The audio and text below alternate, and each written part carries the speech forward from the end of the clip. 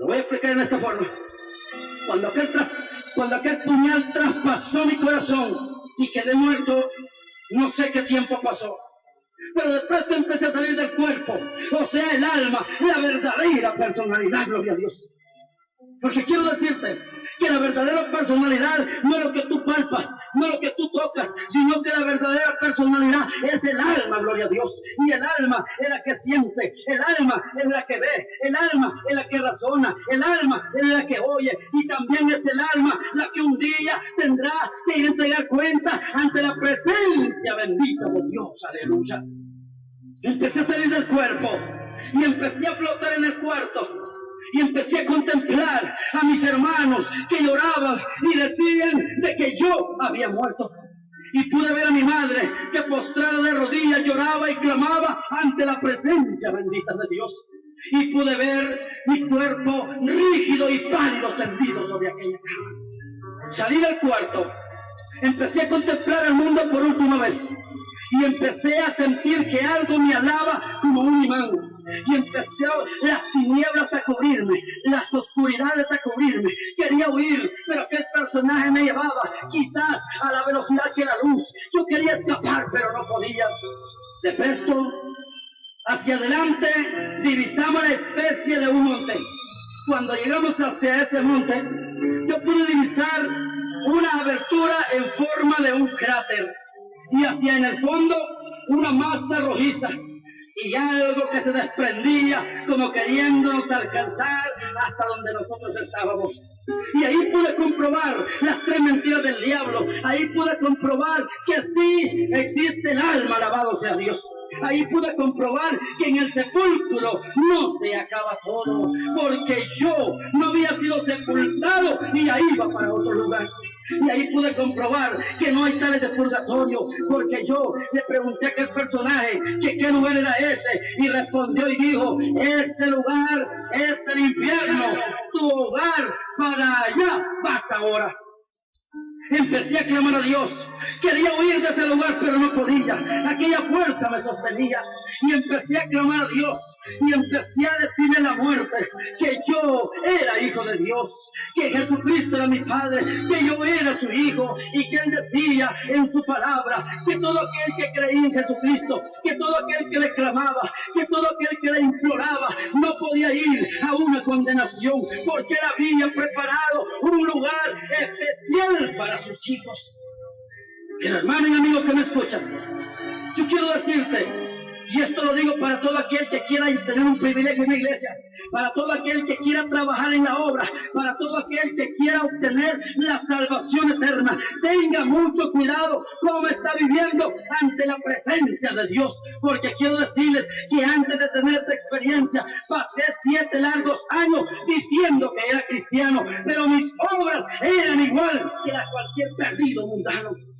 Para que recuerdes por qué decía yo que era hijo de Dios, te voy a laconizar lo que fue mi vida anteriormente.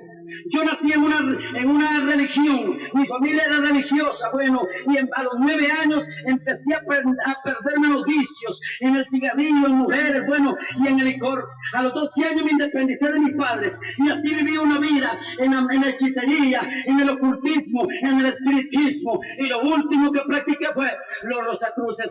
Pero quiero decirles que a la edad de 12 años, basado en una enfermedad que yo tenía desde la edad de 5 años, tuve que quedar ciego y haber perdido el oído derecho. Así fue como yo llegué al Evangelio.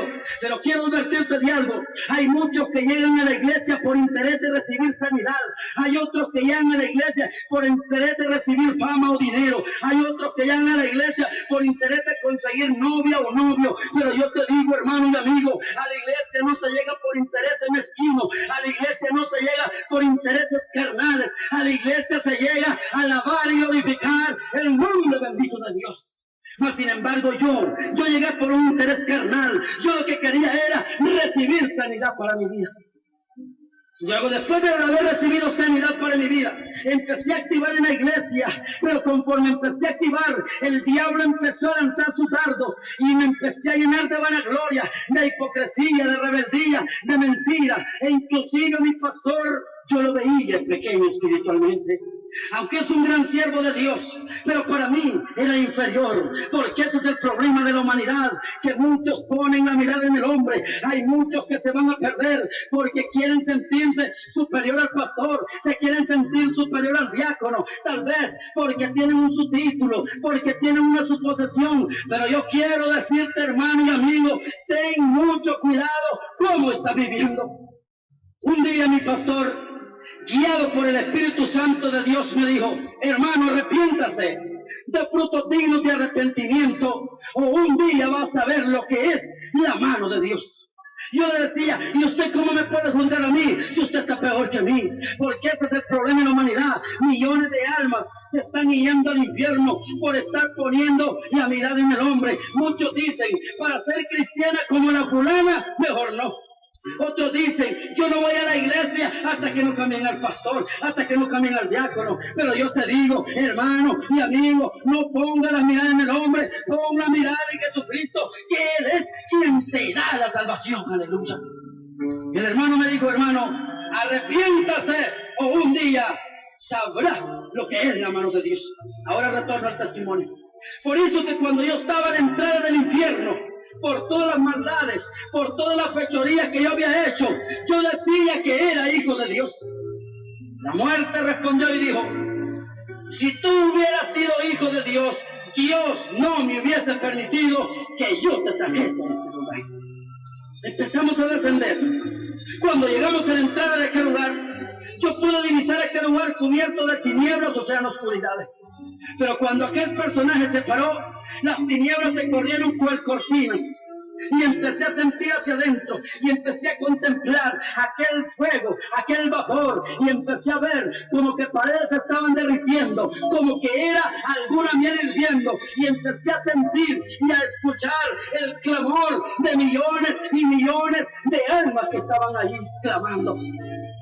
Aquel personaje se preparó para lanzarme a aquel lugar.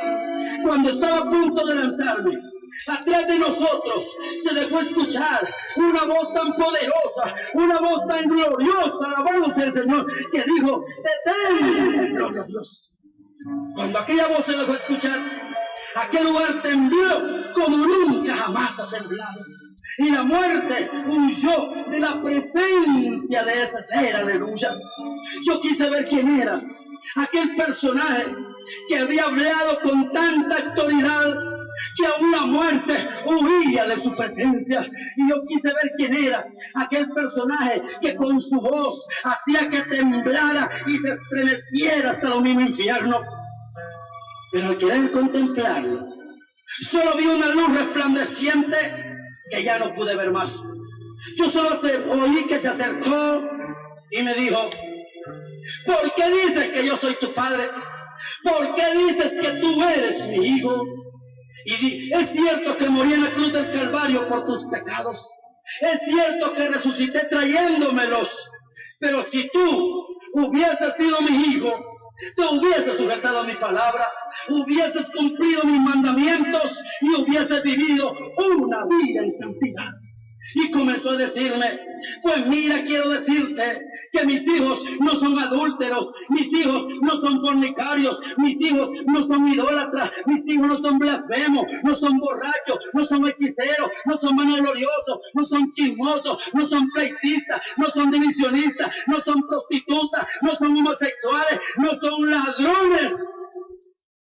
Porque todos, absolutamente todos, los que practican tales cosas son de vuestro padre, el diablo. Yo sentía que aquella voz ya me iba a destruir, que me iba a fulminar. Sentía que aquella voz me iba a mandar hasta el fondo del infierno. Pero de presto, hermano y amigo, aquella voz tan dura, aquella voz tan tajante, aquella voz tan poderosa empezó a cambiar en una melodía, y empecé a sentir aquel amor, empecé a sentir aquella ternura, y aquella voz llegaba como una brisa aliciente que cubría todo mi ser en una fragancia tan exquisita, aleluya. Y empecé a escuchar que me decía: pero mira, por la misericordia de otros, es que tú has alcanzado una oportunidad más para tu alma. Alabado sea el nombre bendito de Jesús. Y yo quiero decirte, hermano y amigo, El Señor nos dijo, Freddy Roa, no me gustaba cómo orabas, ayunabas o vigilabas. Me gustaba cómo prendabas o diezmabas. Me gustaba cómo predicabas. Porque la Biblia dice, todo lo que el hombre sembrare, eso es lo que va a cosechar. Había sembrado maldad, me correspondía el castigo eterno. El Señor fue claro en decir, por la misericordia de otros, es que has alcanzado una oportunidad más para tu alma. Y esos otros, hermanos y amigos, son todos ustedes que me escuchan por la humanidad entera. Es que Dios permite que sucedan estas señales, que sucedan estos milagros, para que se les predique, para que se les advierta que hay un lugar de tormento, para que se arrepientan, para que se aparten del pecado, para que escapen de la condenación eterna y vengan a gozarse con Cristo a la gloria por una eternidad. Alabado a Dios. Por la misericordia de todos ustedes, hermanos y amigos, es que tú y tu hermano puedes escuchar esta grabación. Por la misericordia de todos ustedes, es que en esta hora estamos alabando y glorificando el nombre bendito de Dios.